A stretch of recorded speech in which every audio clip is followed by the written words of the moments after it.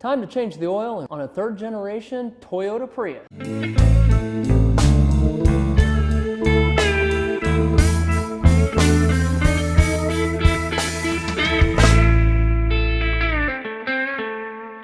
Before we jump into this project, let's just go ahead and cover some of the basic things you're going to need to make this happen. So I'll try to step through this relatively quick and keep it informal. To begin with, you're going to need some oil. Now, for the Toyota Prius, you're going to want a full synthetic 0W20. Now, whatever car you're using or whatever car you have, just be sure that you check the owner's manual and check with the manufacturer with regards to the viscosity of the oil. That is the most important thing. I don't put a lot of weight into the brand of the oil. I let the API, the American Petroleum Institute, certify the oil. And if you do some research on this, you'll find that Consumer Reports and some other non-biased groups, they will tell you that the brand of the oil really doesn't make much of a difference. But in the end, you want to sleep good at night, and if Valvoline's your thing, or I don't know, any other brand out there, then go for it. You know, it's not a big deal, but be sure that you get the right viscosity. That's the biggest thing. So, something else you're going to need will be the oil filter. Now, for the Toyota, this is the OEM, the original equipment manufacturer's part. That's what the OEM stands for, Certified Toyota. You can get these on Amazon and probably eBay. I got 5 of these for 24 bucks, so it's a good deal. So we're going to use one of these filters here. And this is just a bowl this is a 7-quart bowl. Now I'm going to use this to capture the oil. And I don't know if this is really the best thing, but it'll work. And once you capture the oil, I pour it into a larger, like a 5-gallon tub, or you can pour it into whatever you have. But take it to a nearby auto store. In my case, even the Walmarts, other Jiffy Lubes and other places, they will take your old oil. So you run it back there and they will recycle it for you, which is a good thing. Something else you might need is the filter wrench. That's what I have right here. Now, just a quick note on the filter wrench is that it takes a 64.5 millimeter size wrench. And this one right here I bought from AutoZone. This is 64 millimeters. I have some other filter wrenches. I have one that is, I think it's a 65 to 68. It's supposed to fit that range, but it's a little loose. And the thing you don't want to do is strip the filter housing. So it's best to have something a little tighter than not. And this will fit. It's just, it's a little snug, but it works great. So this was 10 bucks. Flat-headed screwdriver, basic hammer, and a wrench. The wrench is really used just for the filter wrench, so you can kind of grip onto it.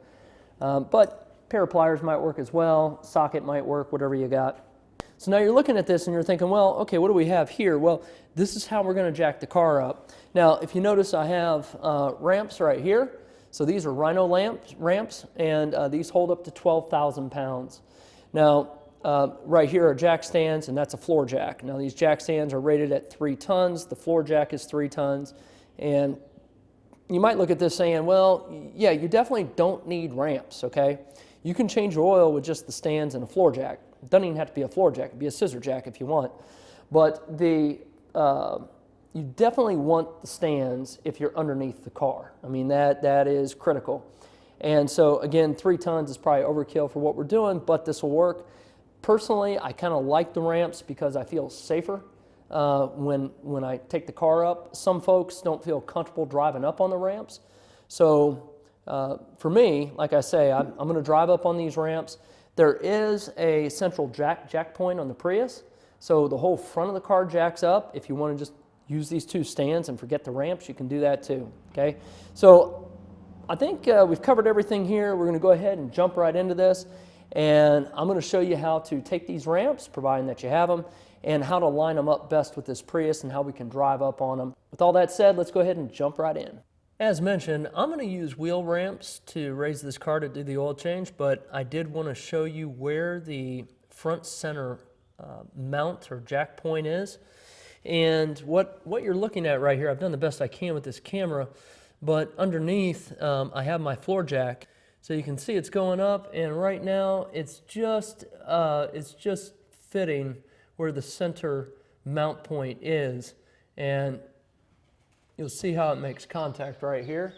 And then this point, you start pushing up and the whole car is ready to come up. I have my ramp, and what you want to do is ensure that you're on a nice flat surface. I'm just sitting here inside my garage, but I'm going to take this wheel ramp and I'm going to line this up with the track of the wheels. So you want it to be straight, and then I'm going to push this back onto the wheel. So I'm just going to try to force it right under, and I'm going to get to the side. I want to be sure that I'm straight here and I'm straight on the inside, so that way I'm coming up nice and even. And I can tell right there that looks pretty good to me. I'm just going to give it a little push. You can kick it if you want. I'm going to do the same for the other side, and we're going to be ready to go.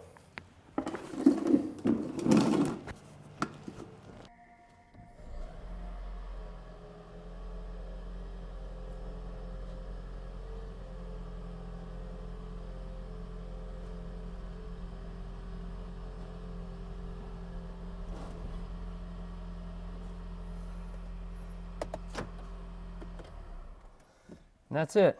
So the other notable is this: when you're in the car, I got the brake on it right now. I don't mind if it rolls back just a little, just in case I hit up on the front, which I think I did. I'm going to go ahead and put the emergency brake on. So I'm going to push that all the way in. Now, the car is locked down and ready. And what you want to do is come out and just inspect it. So I'm going to come in, take a look at it. I want to be sure that I am not off track, which I'm not. It looks good here on the outside. I'm going to take a look on the inside, and it looks evenly matched because that's the way we lined it up, so that's good. I'm going to check the other side over here, and we're in the same boat over here. It actually looks pretty good. And the other thing I like to do is take this and just give it a little push. You know, keep in mind that your body's going to be underneath this thing, so you want to be nice and safe about it. Now, let's go ahead and move on with the next step. What I want you to see here is that this is the access panel. It's just plastic. There's nothing special going on here.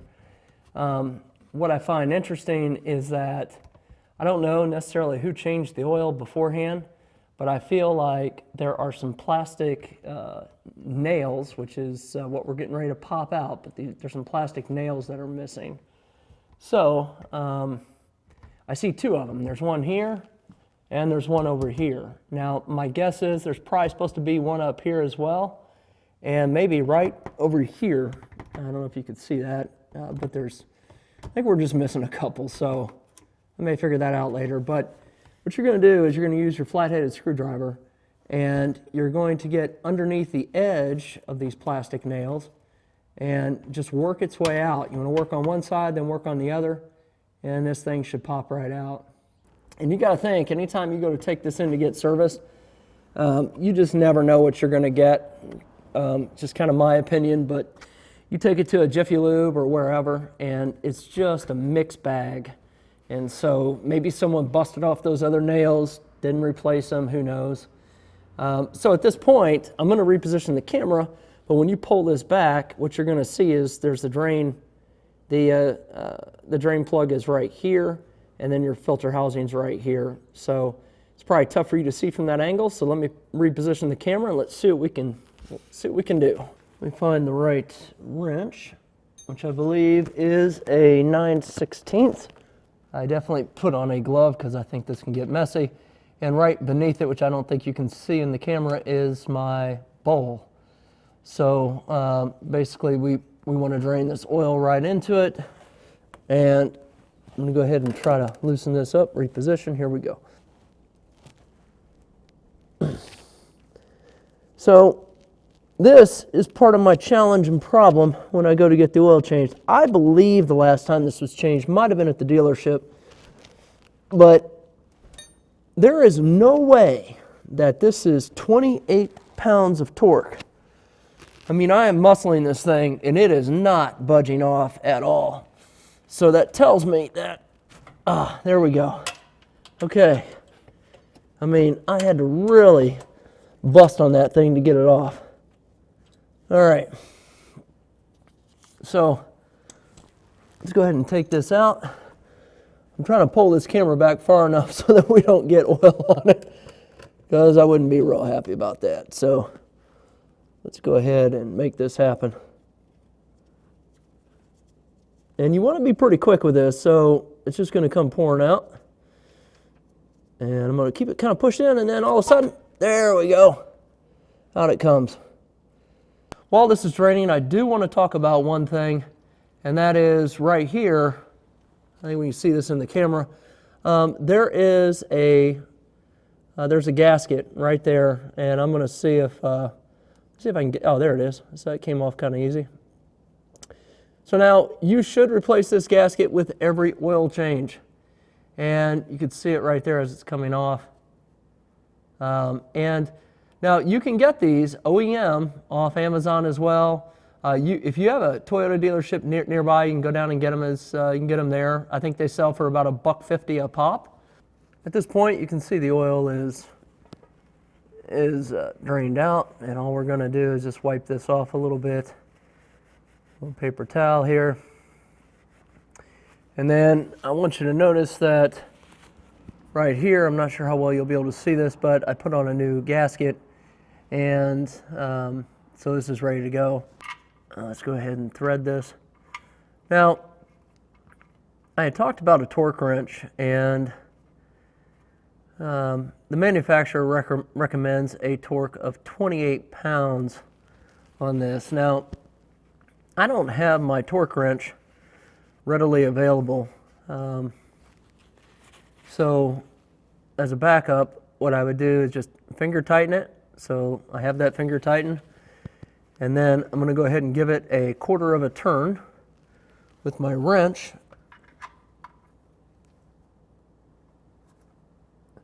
You just want to make it snug. I won't even say a 1/4 of a turn. That might be 1/8. Our filter is located right here. And I'm going to first see if I can just get that off by hand. Yeah, that's on there pretty good, so that's not going to easily happen. So I'm going to leverage our wrench. Now this filter should not be on this tight, but it definitely feels like it's on there pretty good. So I'm going to have to get some leverage.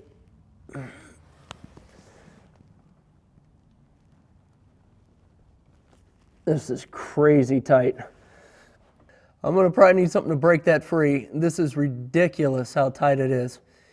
Okay, we finally got this. I'm not sure why it was on there so tight, but it took a little while, and now I'm just able to loosen up my hand. Some of this oil is already drained out, but I'm going to go ahead and finish pulling this out. And I want to be sure you have your drain pan underneath to capture it, but what I want you to see is the filter right here, and you can kind of see it sticking up. So that's what is going to get replaced. One thing I want to show you before I grab the other filter is right here, there's an O-ring. And this O-ring is, it comes with the filter as well, but this needs to be replaced. So you can use a flat-headed screwdriver if you want, or I might just be able to, I can just get that out right there and you can see it coming off. So that O-ring is going to go right inside this big channel right here, but I'm going to go ahead and pull this out. This is the new filter. You can see it's in there, and it's just about as clean as can be. We have the O-ring around the base here as well. And what you can do if you want is take just a little bit of oil and rub it on this O-ring. Now, I'm going to go ahead and just grab a little bit out of there and just put it on there. It makes it a little easier to get this on and to get it off next time. So that looks pretty good to me. And I'll go ahead and put this up on here.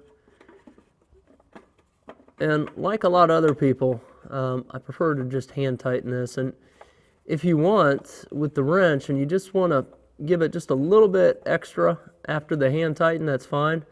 I am not certain what the torque is on this, what Toyota calls for, but in the past with other filters that I've done, I've always just hand tightened and then used just a little bit past that point. And I would say that's good right about there.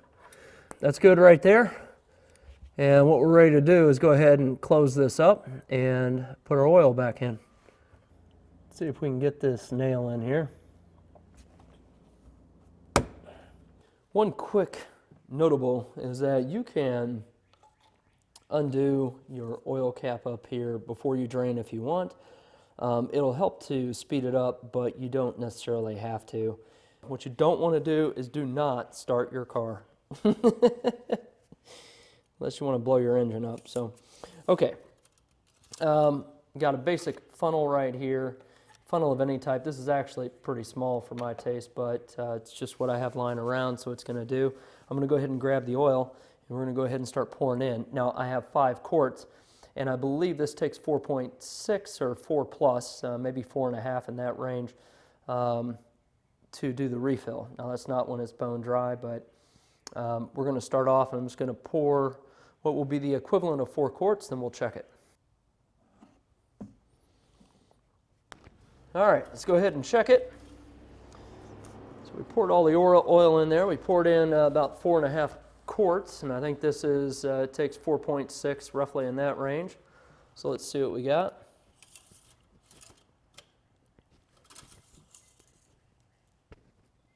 Yeah, you can see we're at the top side of the indicator. We are good to go. Next up, we're going to go ahead and run the engine for just 3 or 4 minutes or so and let that oil make its way through the engine. We're going to let it cool down for just a couple minutes, and then we're going to check the oil. And what you want to do is see where the level is. And if you need to add a little more, just add a little more. Not a big deal. If you like this video and it helped you out, be sure to give it a thumbs up. And if you haven't done so, go ahead and subscribe to the channel. It's called The Real World. And you never know what you might get. More often than not, I post videos about technology and photography, but I also post videos about automotive repair, home ownership, and everything else that happens in the real world. So until the next video, take care of yourself and be safe.